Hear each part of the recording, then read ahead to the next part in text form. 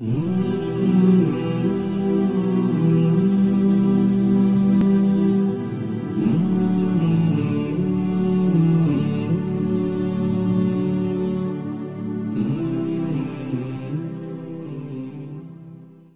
know, we live in this dunya and we are fascinated with this dunya which Allah subhanahu wa ta'ala indeed has created in a beautiful manner. We're fascinated. There are over billions of people which live on this dunya at this moment in time.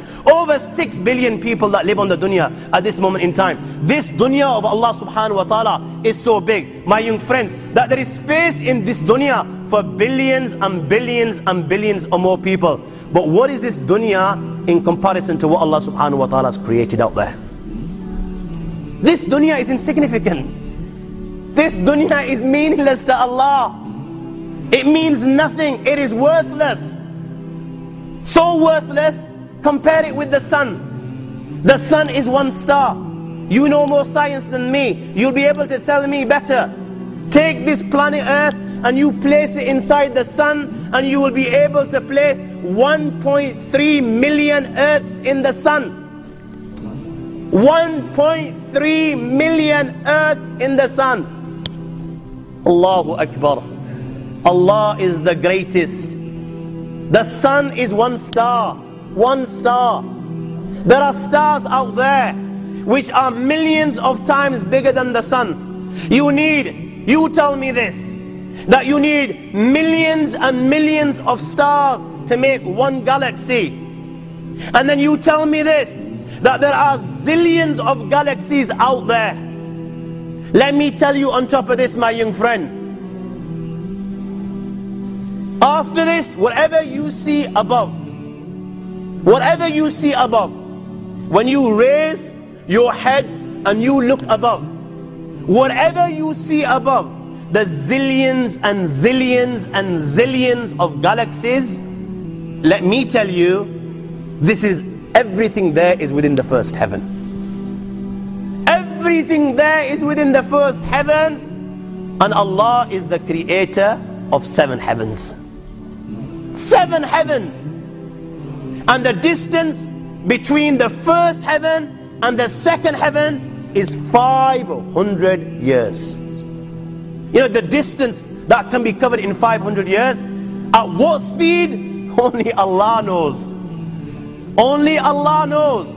But it will take 500 years to get from the first heaven to the second heaven. 500 years from the second to the third, third to the fourth, fourth to the fifth, fifth to the sixth, sixth to the seventh. Every time it will take 500 years. After the 7 heavens, وَسِعَ كُرْسِيُّهُ السَّمَاوَاتِ وَالْأَرْضِ. You all read the Ayatul Kursi. You all know the Ayatul Kursi. After this, you have the Kursi of Allah. You have the chair of Allah subhanahu wa ta'ala. You know these 7 heavens that we've just talked about, in comparison to the Kursi of Allah, they're non-existent. They're meaningless. Rasulullah sallallahu alaihi wasallam has given an example in a hadith, just to give us a little bit of understanding with regards to the 7 heavens in comparison to the Kursi of Allah.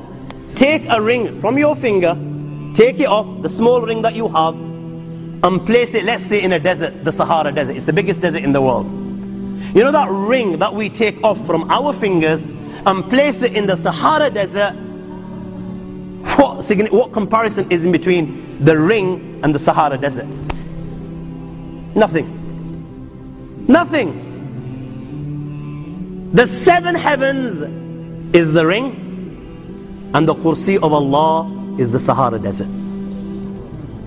After the Kursi of Allah, my young friends, you have the Arsh of Allah. وَكَانَ أَرْشُهُ عَلَى الْمَاءِ. You have the Arsh of Allah. Again, Rasulullah has explained, so just so that we can understand. Take the ring, place it in the desert. This time, the ring is the Kursi and the Arsh is the desert. What is the Kursi in comparison to the Arsh of Allah? Nothing. Then you have angels which carry the Arsh of Allah. Their heads are in the 7th heaven and their feet are in the lowest earth.